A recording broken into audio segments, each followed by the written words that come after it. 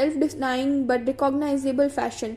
If they invite prosecution as the inevitable but publicity acquiring cost of disobedience, they may view their disobedience as the most appropriate because most effective way of discharging their citizenly duty to participate in the enactment of just laws. Civil disobedience in appropriate circumstances may well be one of the duties of the good citizen. The last former point I shall raise concerns the stringency of the duties of the citizen. We should consider, in the first place, whether the duties are conditional or unconditional. Hobbes believed that the duties of the citizen were unconditional in the precise sense that their successful ascription did not require the fulfillment of any duty on the part of the sovereign. He used both formal and substantive arguments to make this point. Formally, the contract which is the normative basis of the citizen's duties is a contract made amongst the citizens themselves, a covenant of every man with every man. The sovereign is not a party to the contract, that he which is made sovereign make the sovereign make no covenant with his subjects beforehand is manifest. Since for Hobbes, duties can only arise by the voluntary concession of a liberty, and since the sovereign concedes nothing, the sovereign has no duties to the citizens which might operate as conditions on the citizens' fulfillment to their duties in turn. If this argument works by applying Hobbes' analytical apparatus to the facts of matter, a covenant was made amongst the people. The sovereign did not in fact take part, etc. It is worthless, since there are no facts to support it. The strength of the argument relies upon its standing as a reconstruction of how rational agents would behave were there, hypothetically, no government. Against the background of such a thought experiment, Hobbes conjectures that rational agents would not endorse a limited sovereign, since if the sovereign's competence were limited, his performance would be subject to adjudication. If the possibility of such adjudication were to be institutionalized, this would require an institution superior to the sovereign to make a judgment of whether the sovereign had complied with his duties, and that institutions would be the true sovereign if no the other hand adjudication of whether or not the sovereign had met the conditions which constrained his exercise of sovereign power were not institutionalized. Each citizen would retain exactly that power of private judgment which creates the problem of the state of nature in the first place, problems which the institution of the sovereign is designed to resolve. For Hobbes, there are these alternatives: either an absolute unconditional sovereign and its corollary, a citizen body with unconditional duties, or a degeneration of political life back into the state of nature, the condition of anarchy. Life under even the worst, most self-serving sovereign could not be as bad as the reversion of the state to the state of nature. Hobbes' rigorous and daunting conclusion is disputed by John Locke, whose arguments again arbitrarily condense. Hobbesian man famously is motivated primarily by self-interest. He seeks to preserve his life and to enjoy commodious living. Lockean man is motivated by these goods too, but in addition, he respects the tenets of natural law. Reason, which is that law, teaches all mankind who will but consult it, that being all equal and independent, no one ought to harm another in his life, health, liberty, or possession. Such duties comprise a set of natural, negative rights, self-constraints in Gnostic useful terminology. Rational citizens recognize that such rights need to be enforced by punishment, but realize that effective punishment requires a state. Hence, they would endorse a state which serve the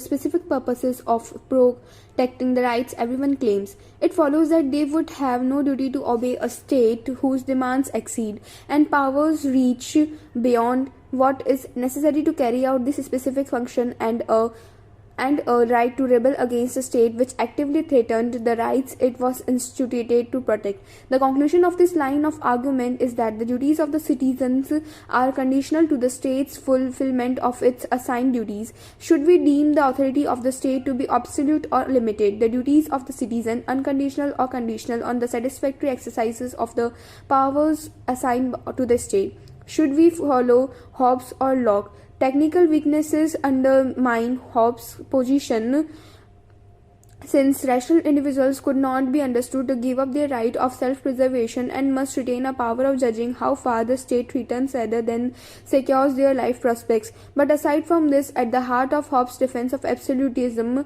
is an empirical claim that the worst of governments is better than the state of nature. This supposes first, for what many will dispute, that Hobbes is correct in describing life in the state of nature as so awful, solitary, poor, nasty, brutish, and short. But granting him this, it certainly does not follow that any sovereign is better. He was quite wrong to suppose that the self-interest of sovereign would invariably counsel them to promote the well-being of their people, in whose vigors consisteth their own strength and glory. To be fair to Hobbes, the sovereign he envisaged was more like a jolly restoration monarch than a Pol Pot or Hitler, his main concern being to let his subjects get back to dancing round the maypole whilst he sorted out the fractious clerics who disturbed the peace. But this won't do for the 20th or 21st centuries. No state is so poor, think of Haiti, that a papa or a baby dog can't enrich himself at the expense of his tyrannized people and salt away the proceeds in some secure Swiss bank prior to a hasty departure and secure retirement.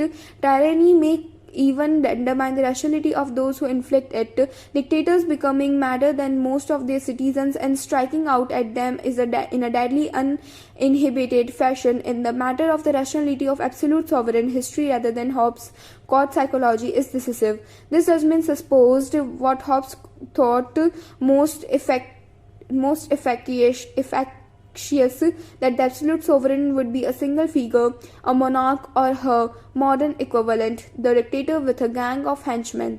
Arguably, the position is different if the absolute sovereign is the people, as in a direct democracy or complex, articulated representative institutions governed by the rule of law.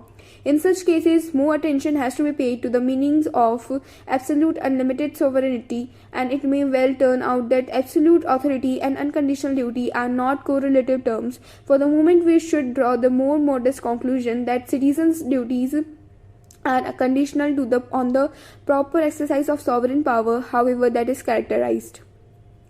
Anarchism and communitarism. Before we proceed to examine the cogency of the arguments advanced by the state, we should notice two dissenting voices to the enterprise as I have characterized it. The first such voice, that of the anarchist, insists that we are attempting the impossible. Since the state is an evil, the effort to justify it is wasted ink, rhetoric designed to dignify a solecism. The second voice is also emphasizing the futility of the exercise, but on radically different grounds. The communitarian, I think of no better subject, disputes a crucial presupposition of the exercise, that we have the philosophical resources or intellectual capacity to conduct the inquiry. We are assuming that the citizen is able to detach herself from the force of social duties which bind her and investigate, as it were from the outside, the credentials of the claims of the state. In this respect, we help ourselves to a distinctively liberal assumption that the claims of the state are susceptible to review on the part of the citizens. In a passage we have noticed before, Kant expressed his assumption nicely in the first preface to The Critic of Pure Reason. Our age is the genuine age of criticism, to which everything must submit. Religion, though its holiness, and legislation, through its majesty, commonly seek to exempt themselves from it, but in this way they excite a just suspicion against themselves, and cannot lay claim to that unfinged respect that reason grants only to that which has been able to withstand its free and public examination. The communitarian, as I distinguish that position, challenges this distinctively liberal claim that the authority of the state can be subjected to the requirement of rational legitimation. Both of these positions, the anarchist and the communitarian, are worthy of lengthy examination. We shall have to treat them briskly. First, then anarchism. It is impossible to portray the depth and richness of anarchist writings on the small canvas available here, but we can state the central elements of the anarchist case. The characterization I shall offer will be a composite picture, the elements drawn from a range of classical and modern theorists. I hope it will serve to draw readers to the great anarchist test, not least because anarchism is surely the most attractive of the great politicalism through the generosity of its various conceptions of human nature and its optimism concerning the possibility of human goodness. This point is worth stressing right at the start of any treatment of anarchism because the conventional association of the term anarchy and its cognate are so disreputable. Speak of the anarchist and the thoughts drift towards Victorian images, Conrad's secret agent, and stories of the Peter the Painter and the seas of Sydney Street, picture of black-coated, top-hatted foreigners ready to lob a smoking bomb in the direction of some royal carriage. One belief is distinctive of all versions of anarchism: the state is an evil too great to be tolerable.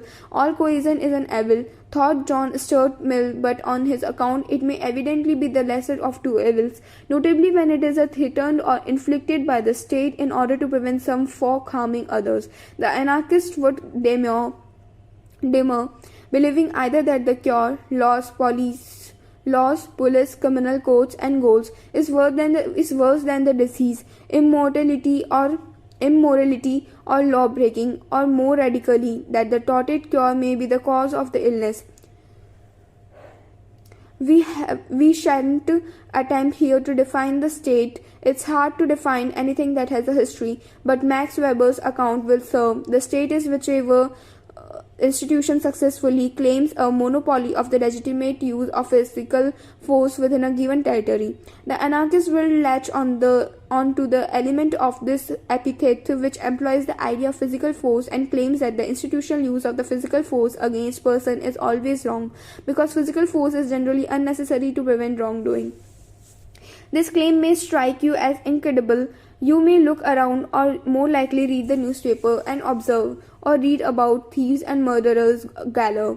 This may justly be deemed the Hobbesian perspective on current affairs. We may correctly judge ourselves to be vulnerable to these criminals, or perhaps exaggerating our vulnerability, may nonetheless demand a quality of protection that we cannot provide for ourselves. Isn't it reasonable not to call our neighbor a knave that might result in our being sued for defamation, but to assume that he may be one, and in light of this possibility, however remote, insure ourselves against the eventuality? Isn't the endorsement of a state with effective coercive mechanism the best form of insurance? The anarchists insist on.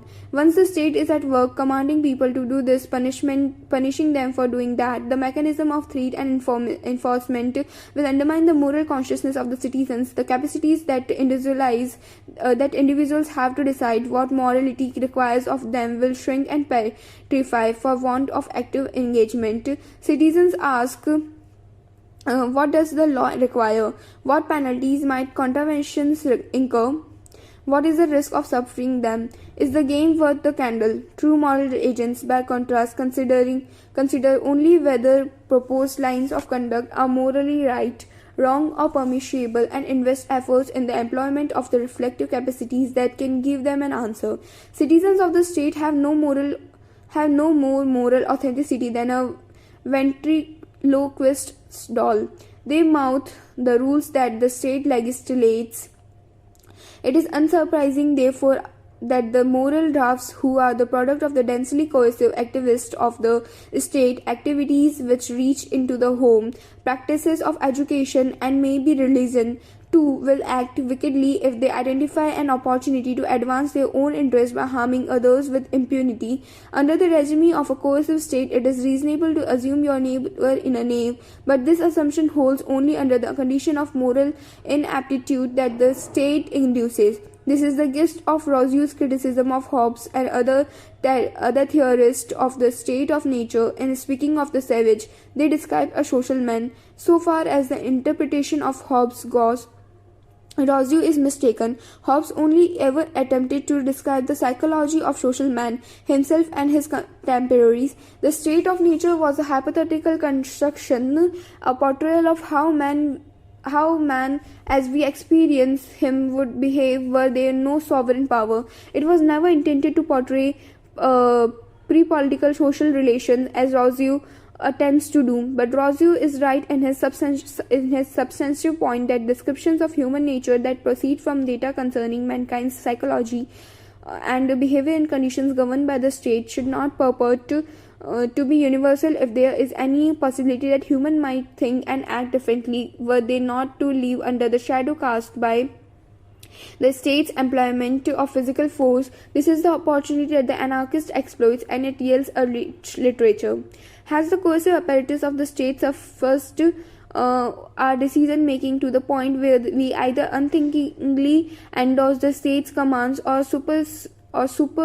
surreptitiously contravene them for reasons of self-interest. Our inclination is to deny the charge. After all, it is directed against us, and neither alternative is admirable. It is we docile, unreflective citizens of whatever state, who are alleged to be the moral incompetence the anarchist describes, and so the anarchist expects massive resistance to her most fundamental claim. Who will admit that their reasoning and decision-making is corrupt? The issue would be a standoff, with the anarchist position perhaps weakened by its whip of knowing impugnability. Who knows what folk would be like if there were no empirical evidence available to decide the issue, but fortunately there is, and thus it does not make comfortable reading. In the early 1970s, Stanley Milgram conducted a series of experiments which exposed people's willingness to obey authority. His unknowing experimental subjects accepted the invitation to take part in trials which required them to inflict pain on ostensible subjects, mercifully good actors, who answered questions wrongly. The experimental scenario was designed to emphasize the authority of those who conducted the experiment. It stank of science, which is to say, the experiments took place in a university and instructors wore white coats. The lesson was salutary, to the point that Milgram's work should be lesson 1 in any course designed to educate children in how to be a good citizen. Willingly, although often reluctantly, and against their evidently better judgment in many cases, far too many subjects did what they were told and inflicted that they believed to be great pain upon the actors. The lesson is humbling. Who knows what you or I would have done had we been recruited as experimental subjects? We hope, pray, and trust that we would have been amongst the very small minority who resisted the imperatives communicated by the authoritative scenario, but we cannot deny the claim that we would likely be dupes who would collude with the request made of us in the name of the scientific advance. If we are likely to behave like this because we believe that the pursuit of knowledge requires our collaboration and obedience, how realistic is the thought that we would be heroically independent when the state calls upon us to follow the rules? Might not the habits of differential compliance revealed in Milgram's experimental subjects be a consequence of our induction into rigmaroles of obedience sanctioned and supervised by the state? Whatever its origin, our tendency to obey authority runs deep, and it undercuts our ability to review our conduct in light of the thought that it might be misplaced. It might never occur to us that what we are doing is wrong, and even if it doesn't occur to us, we might have lost the capacity to deliberate in an independent fashion about how we ought to behave. As Mill instructs us on liberty, this capacity is threatened by authority and needs liberty to flourish. Anarchy is the extremity of liberty, as the anarchist emphasizes. Most discussion of anarchy Most discussions of anarchy focus on the possibility of resolving conflict and achieving the rewards of cooperation without the state apparatus of rules and sanctions, and as one might expect, the decisions are inconclusive since at bottom the issues are empirical, the facts are contested, and the conclusive experiments impossible. Models of successful anarchy are available, and examples of efficient yet anarchical practice should be familiar to most readers. My own favorite example is the unregulated Boyd or car park in the University of Glasgow, which daily accommodates a greater density of vehicles than any planner pushing a white line machine would dare prescribe, and rarely are access blocked. But the skeptic ask constantly whether such example, as well as the case histories beloved of anarchists of undergoverned communities managed better than their closely regulated neighbors, can be persuasively generalized without significant losses of welfare. What could be the anarchist equivalent of the National Health Service, or for that matter, the armed forces, if citizens were to move towards anarchy in one country? One does not need to be a Hobbesian or even take a quasi-Hobbesian approach, emphasizing the priority rather than the ubiquity of self-interest, to worry about one's vulnerability. The conscientious can get things wrong, the pure in heart can pursue evil ends, and the incorruptible can resolutely send their compatriots to the gallows of the guillotine. It is easy to reconstruct debates which are irresolvable, and this, I suspect, is one of them. I think it is great and cheering lesson that the anarchist will not be silenced, not list, since her survival attests the extension of human kindness and generosity into the emotionally arid fields of political speculation. But I do not expect many readers to enlist under the black flag of anarchism and confess with just a little measure of shame what that I do not do myself. I don't trust you enough to dispense with the forces of law and order, and suspect, without being self-deceiving, that most of you would not trust me enough either, and sadly I cannot assure myself that your distrust would not be justified. The Achilles heel of anarchism is that little bit of self-doubt that generates suspicion, which prompts caution and quickly ramifies into demands for the kind of security which only the state can provide. Before we leave the topic of anarchism, we should note a distinctive modern variant of philosophical anarchism. This take two forms. The first is the primarily the skeptical position induced by the perceived failure of all arguments in favor of the authority of the state and the citizens' consequent duties to support it. Since we shall be reviewing a range of standard arguments in what follows, we should reserve judgment on this conclusion. The second brand of philosophical anarchism, clegently stated in modern times by Robert Paul Wolff, argues that acceptance of the authority of the state is inconsistent with the highest duty of mankind, the duty to act autonomously. To accept the authority of the state is to accept the moral weight of the fact that the state makes demands on our conduct quite independently of our judgment of the rightness or the wrongness of what the state requires us to do. Yet for the autonomous man there is no such thing strictly speaking as a command. Autonomy requires that each moral agent deliberate independently on how they should behave. Authority requires that those subject to it give up their autonomous moral judgment over the domain that authority governs. The value of autonomy deems this submission to be irrational. This is a stinking thesis, but having stated it in brisk terms, I am content to leave it on the table, since discussion of it would take us too far afield. Further consideration of it requires these things: careful elaboration of the concept of authority and the investigation of the standing and claims of specifically political authority, further articulations of the concept of autonomy, and a clear view of the strength of the duty to act autonomously, and lastly an explicit judgment of how far the autonomy of the agent is compromised by his submission to the authority of the state or his acceptance of the political obligation. All of these matters are controversial with very deep ramifications in moral philosophy. Reluctantly, let us put anarchism to one side and consider the other claim that there is no philosophical problem of political obligations. The communitarian does not advance his argument on the ground that nothing can justify an institution as evil as the state. Rather, he claims that the state is immune to the demand for the national legitimation. I think, endorsing the judgment of Kant that we cited above, that these conclusions should sound incredible to the modern ear. This is the genuine age of criticism, so let us try to make it sound persuasive.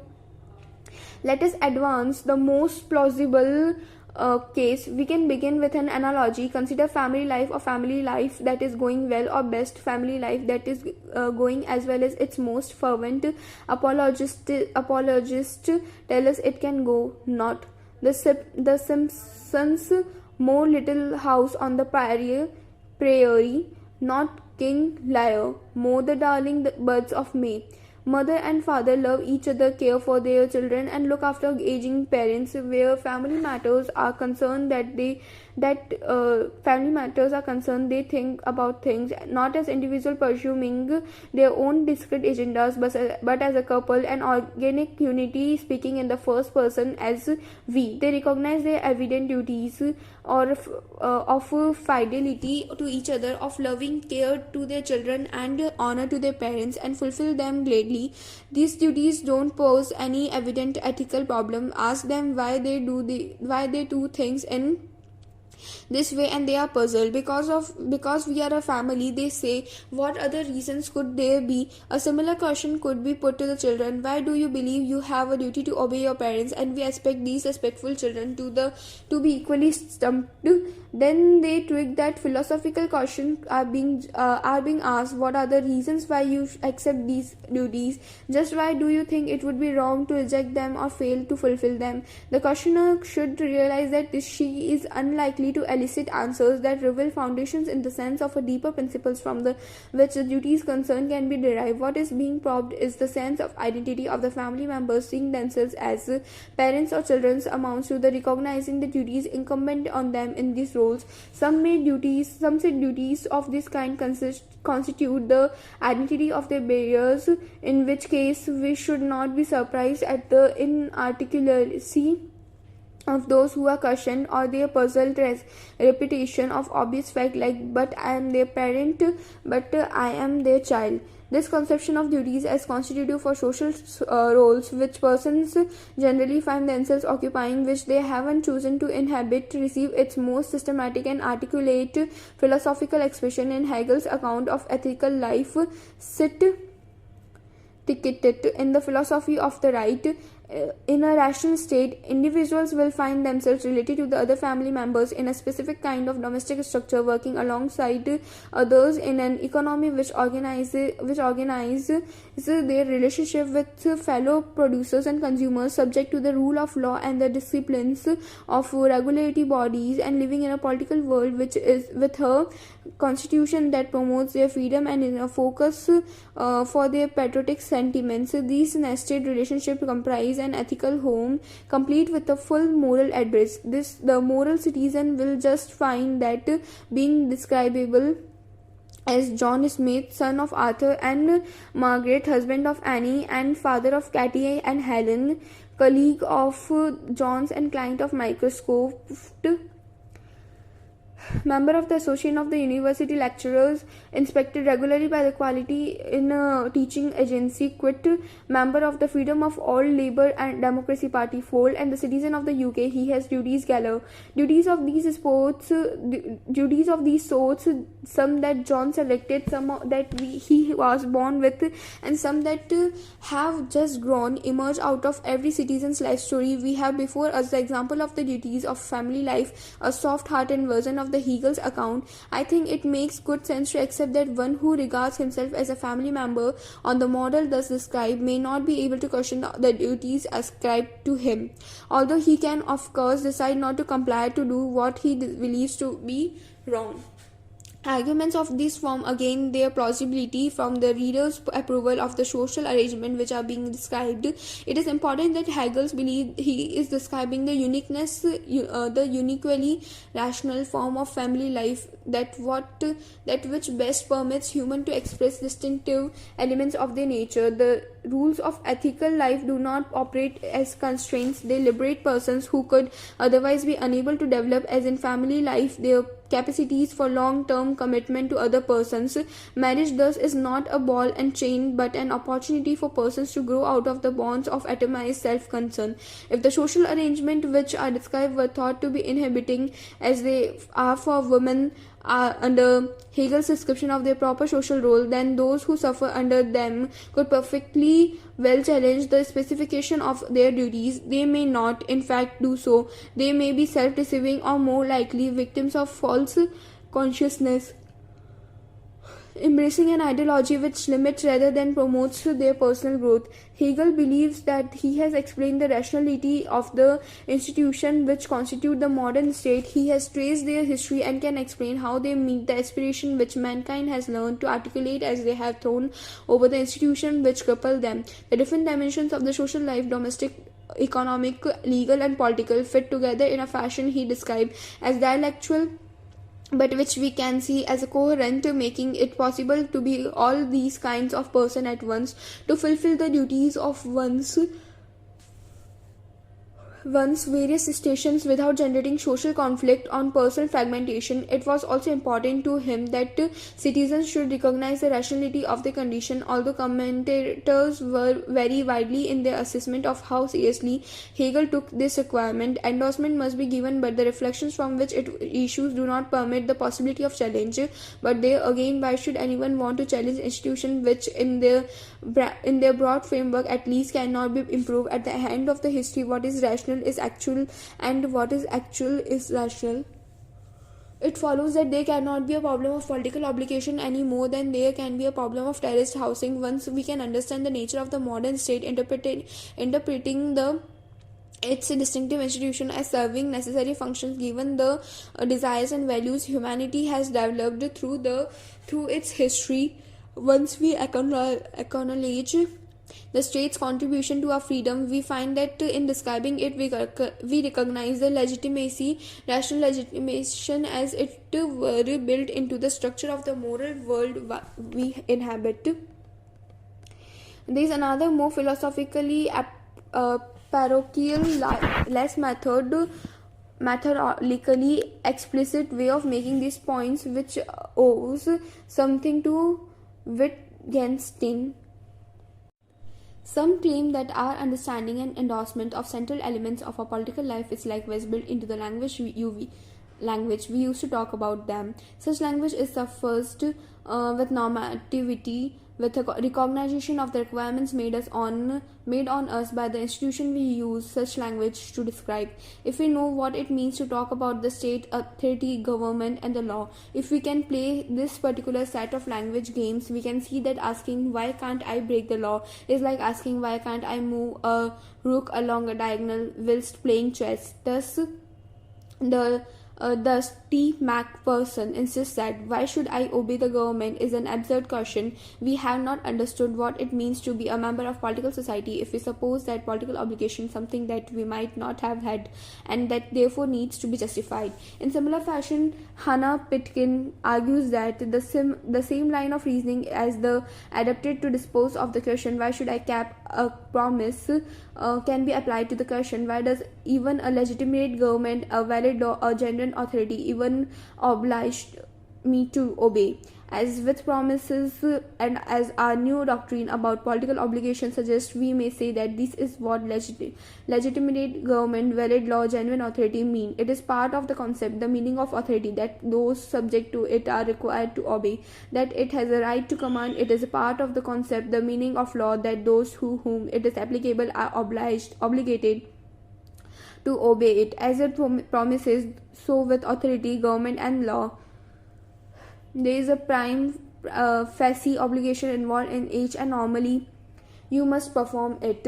To be rude, we can recognize the Wittgensteinian tenor of the argument. When we hear of the sounds of the italics, these arguments derive their plausibility from conceptual connections which are evident enough once we modify the nouns with the adjective legitimate, valid, and genuine prime facie. Even there is very little room to maneuver, but they some could not legitimate a government or genuine authority get things wrong and make an unjust law, a law that one is not obligated to obey. Obligation falls out of the legitimacy if, as is plausible, we understand a legitimate government as generally having the power to impose obligation, but notice in the Pitkin quotation in particular how the adjectives slip out of the argument as soon as we see that we can properly speak of lawful government as well as legitimate ones, of unjust laws as well as valid ones, of spurious authorities as well as genuine ones, last with the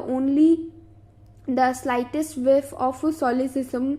We can see how these arguments trade on the assumption that is explicit in Hegel, viz. That the institution to which these terms are applied have already passed the test of rational legitimation. If we do not make this assumption, then we shall find that we do not judge that it is a part of the concept, the meaning of law, that those to whom it is applicable are obligated to obey it.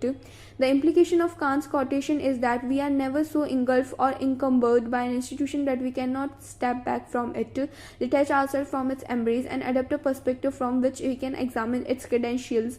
Asking whether this is the best way to live, whether or not we can do so, is, I believe, an empirical question. With respect to any given institution, some may be able to do so, others not. Some in philosophical mood may attempt to justify, for example, the requirement that they care for their children and find that there is no answer that they can come up with that is as certain as the conviction that this is just the right thing to do.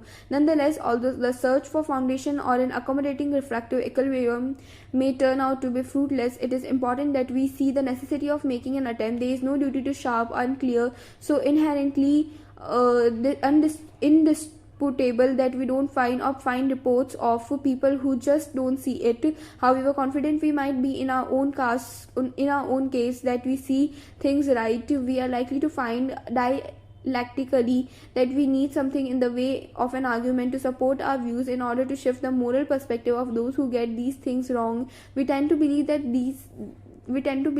what is beyond the pale of decency is beyond the reach of argument, but to ask rhetorically, do I need to be able to demonstrate the wrongness of the sexual relations with the infants is to give up on the task of educating the moral sensibilities of those who, as a matter of fact, do not recognize their wrongdoing. It is also to give up on the task of defending one's certainties against the challenges of willful objectors, and also, probably least important, to fail to acknowledge the possibility of conscientious error on one's own part. The ethical perspective of those I have dubbed communitarians is blinkered in this fashion. There are two things that are odd about this position. In the first place, it has been used by the conservatives to challenge the impertinent, inherently questioning stance of modern liberal individualism.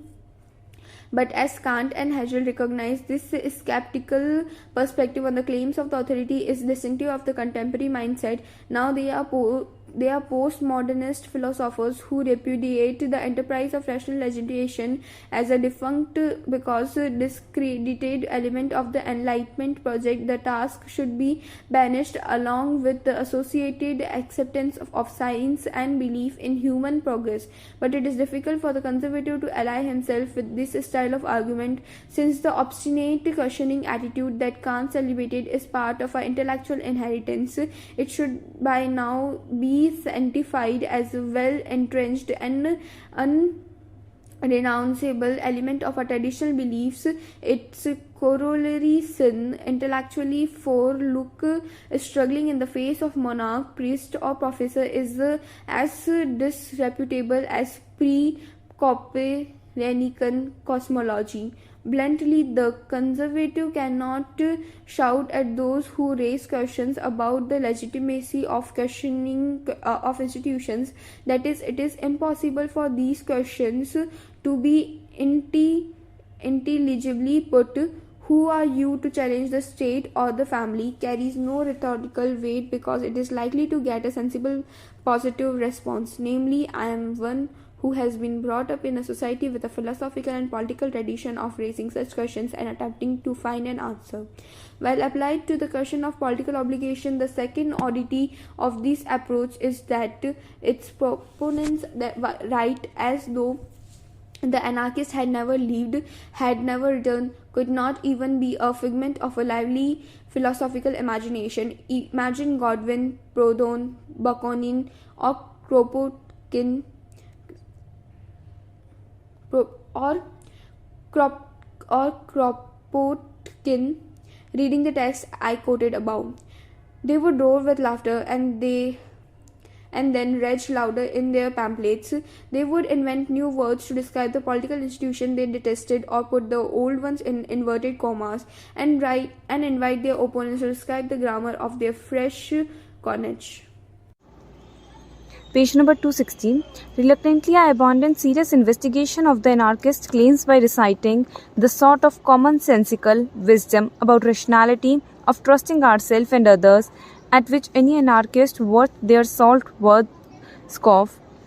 Mea culpa, but in a spirit of half-hearted apology, I insist that the anarchist position cannot be defeated by reading him a few lessons in how Triarchus fellows travelers like me actually speak, between the two extreme positions of rejecting the state and all it works on one hand and wondering what about all the other philosophical fuss is about on the other hand. I think there are good questions to be asked. So let us proceed.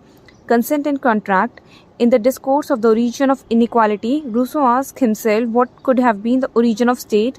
How could such a social condition have originated? A good question, one might think, given the formidable coercive powers of the state, but the context in which Rousseau poses the questions, a conjectural history of human race, adducing no facts and speculation running riot, might lead one to believe that the question is silly. Who knows when the politics was invented, which was the first state, and why people accepted it if they did? Who cares? Rousseau's History of the World in 30 pages is not intended as a crib for the historically challenged. It is a document written with a strong ethical purpose to establish a benchmark description of human nature, which enables us to chart the measure of human degradation as revealed in particular by the development of structures of inequality. When Rousseau reaches the point when he supposes the political institutions must have been developed, he makes two striking claims. First, he argues that to be accepted as a legitimate, although subject to the authority of constituted sovereignty, must be consented to its institution. Arguing in a fashion that he will later reproduce in the opening chapter, The Social Contract, he concludes that legitimate authority could not have been originated in the exercise of force, since no rational person would accept that might is right, that the exercise of arbitrary power carries to its legitimizing credentials. Prudence might dictate compliance, but grudging enforced compliance does not amount to recognition of authority, nor should the legitimate exercise of sovereign powers be thought to derive from any natural properties of those who claim it. The only natural relationship which will confer authority occur within the family, and Rousseau summarizes a whole tradition of refusing the application of this model in political life when he says that instead of saying that civil society is derived from paternal authorities, we ought to say rather that the latter derives its principle from the former. A process of argument from elimination leads him to endorse the common opinion that regards the establishment of political body as real contract between the people and the chief chosen by them. Second, since the contract was evidently between the unequal parties, establishing the political inequalities on top of structures of economic inequality, entrenching and exacerbating what are already conditions of injustice, the real contract must have been fraud. What is interesting here? Rousseau's appropriation of what he takes to be common opinion. We all are contract theorists nowadays. He seems to be saying we should look carefully at this tradition of argument and tease out the complexities. Contract arguments trade on more fundamental notions of consent. If you and I contract, we are voluntary parties for an agreement. We have set us to bind us. I want the local coal and you want the business. We agree that You will deliver it and I shall pay the bill for it. The transaction is consensual and both of us are bound by it. This model represents the primitive beginning of dense and finely articulated structure of morality and most importantly law, whereby condition and qualification galore are written up and spread over the library shelves. At the heart of such institution is the thought that things that are otherwise painful, you lose the coal, my lose of money, payment, and transformed into the state affairs which are balanced, preferable to the state and transaction. Consent is miracle ingredient which transforms what would otherwise be a violation of the right into legitimate performance. Consent makes a crucial difference. Page number 262. Legitimate sexual intercourse and rape. Between my proper use of my car and theft, between the salary and hired labor, just as it marks the beginning of ethical debates in these areas about what can be conducted as proper legitimizing agreement. The state has its laws, policies, prisons, and other courts. It certainly that looks nasty in the direction of legitimization. Here, to consent is the miracle ingredient. If it can be shown that citizens consent to it, that's crucial. The task of legitimization has been accomplished. I can't see any challenge to this argument. I can see plenty of challenges to this application. The anarchist may say that the act of submission to a political sovereign is so harmful as to be irrational, just as Rousseau, following Locke and argument against the Grotius, insisted that voluntary slavery is inherently irrational. Suppose anarchist is right, the conclusion we are invited to draw strikes at the crucial premise in the statement in the contract argument, suggesting that whatever person says or doing, if submission is irrational, then their action do not amount the rational, fully informed agreement. Such agreement do not attack the conditional judgment. If citizens consent to obey, they have an obligation to do so. They attack the assertion of a minor, the radical feminist, who claims that martial intercourse is rape, it challenging the view that marriage was or permissions subsequent to them can be taken to express the rational consent. So far as the form of the argument goes, the consent arguments are the impracticable. If X concerned to Y, then Y is obliged to accept X. X does so concern, therefore X is obliged to accept Y.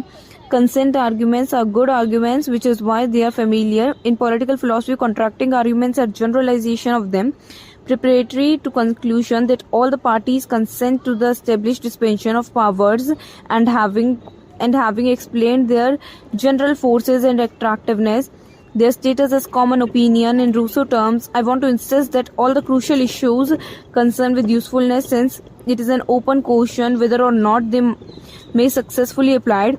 We should think of dialectic as working in this fashion. We all agree that consent entails obligation. The state then attempts to impute consent on part of its citizen, recognizing that obligation will follow. Page number 263. Citizens then examine the imputation, hence testing whether they are indeed subject to the obligation which the state asserts. The state is resourceful. It advantages a range of different claims and supporting of imputation of consent. Let us look at the sequences. Original contracts. Rousseau arguments in discourse of the origin of inequalities, an historical contract between the people and the chiefs as the origin of government. Other models as available in Leviathan. Hobbes described the citizens conventing with the authorities in the future election. Locke concurs. Free men anonymously agree to a form of civil society, community government, or body politic, which then entrust power to whatever form of government they see fit. Suppose each of these authorities is relating to the fact of matter as they see the conjunctive them to have been. Would such contract support an obligation to obey the authorized sovereignty? Evidently it would. In this argument useful, everything depends on Everything depends upon whether or not there ever as such contract. When Locke was writing, many clearly believe that such a contract was in place, at least in the version where the sovereign contracts with the people. Following the flight of the King James King James VII of Scotland and Second of England in 1688, Parliament resolved the having endeavoured to subvert the constitution of the kingdom by breaking the original contract between king and people.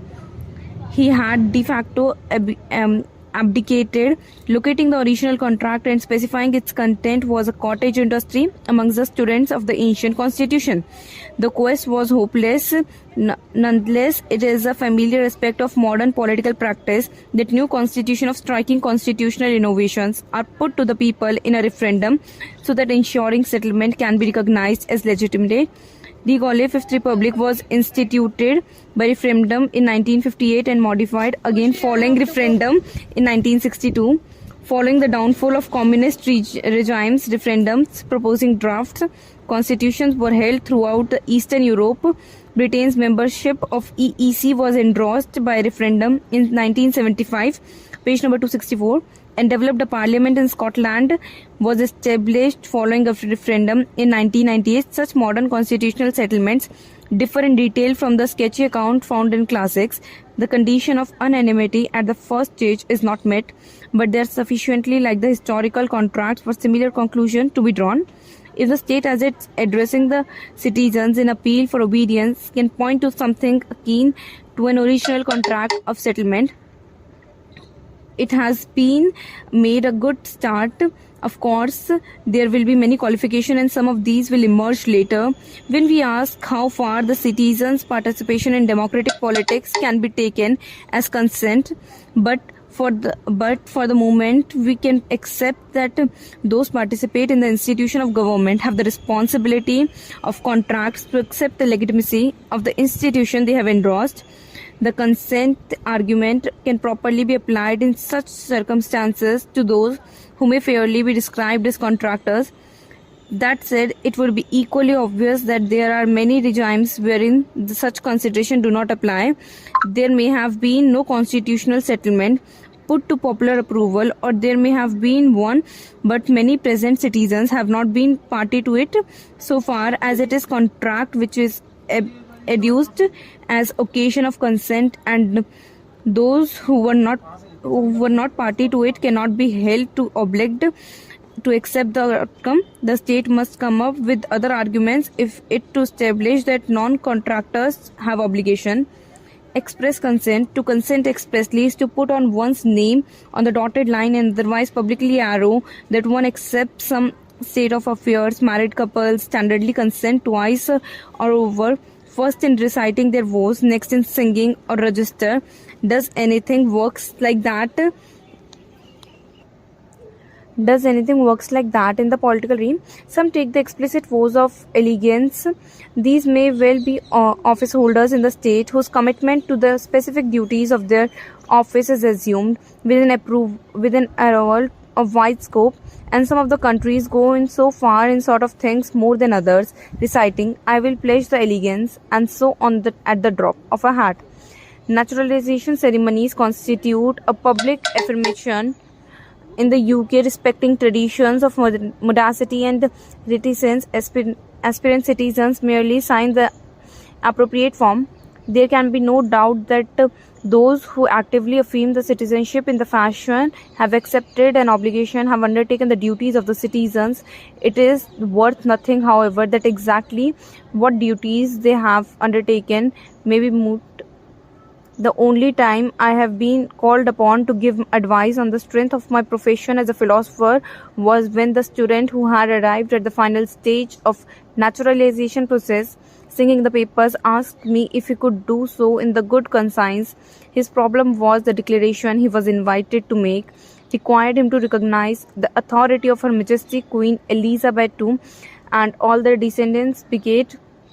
He was troubled because he couldn't accept the principle of monarchy, not even the important symbolic soap over variety, believing my disingenuous to be sanctioned by faint sniff of a philosophical problem lurking hereabouts.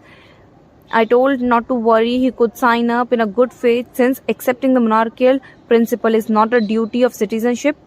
Good British citizens can and do campaign for the abolition of monarchy. The moral of the story, and it appeals to the original contract arguments too, is that not even obvious and uncontroversial what the duties of citizens include, and even when they may be fairly judged to be upshot of the express consent, for it is not clear what even those who expressly consent actually consent. This is worth stating because the state is greedy when it tracks down its citizens' obligations, and it likely to assume that if his citizen can fairly be deemed to accept my duty, he must accept the lot capitally and optimistically specified. Even those who accept the duties entailed by their express consent should take cautious, if not quite spectacle approach to be detailed specifications. The state draft the terms of agreement and in the master of small prints, not to say the unspoken implications and traditional understanding. All that said, again, the limitations on the applicability of these arguments are obvious. I haven't expressed any such consent, nor have many of my fellow citizens, nor should we be accepted to welcome the open solicitations of such consent. Oath of allegiance, unless they are producers of states which split the enthusiasm of new recruit, are suspect of familiar stratagem of tough states which invite martyrdom or self-exposed exile as the optimum way of dealing with the inconvenient but conscientious dissenters. The state has widened its net and enrolled in more obliging citizens, but the net availability needs to be widened further. It looks to adduce the tacit consent. Page number 266, tacit consent. To begin with, we need to have a clear example of tacit consent. What we are looking for is an example of behavior which non-controversially assumes an obligation which does not derive from a contract, or an implicit act of consent behavior which nonetheless may be said to express the consent. Which, suppose I see unexpectedly a group of my students in the bar and join them at their invitation. I'm lucky and soon I will sit down. One of them announces that he's her round and she buys all us drink. The round continue and I take a drink each time when offered. When my turn comes around, I say, thank you very much for your kindness. I have enjoyed your company. I have to be off and leave.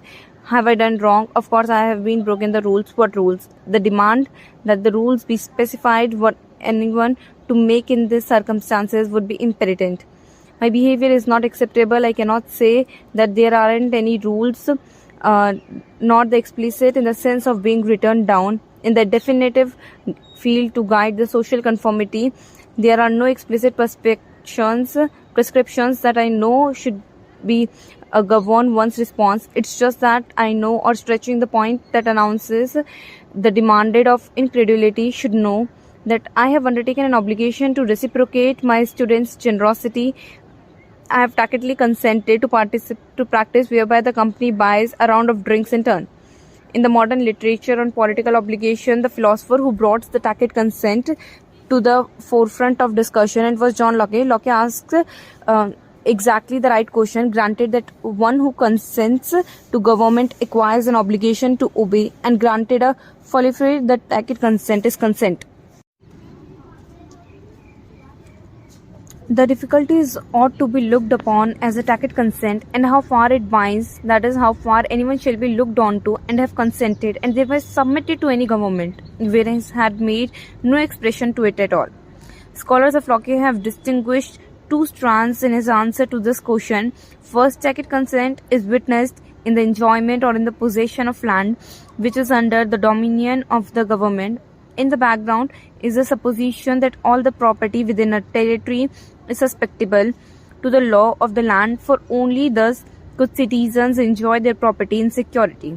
Hence, the convention that underlies the attribution of consent is that property holders submit to the government and regulates the property to their advantage. This convention we must take in it well understood as a rule of Booza's etiquettes, which requires that rounds of drunk be purchased in turn. If Locke is right, the state can present It's built to those who enjoy property, even to those who are barely traveling freely on the highway, and demand of them obedience as the proper duty of the citizens.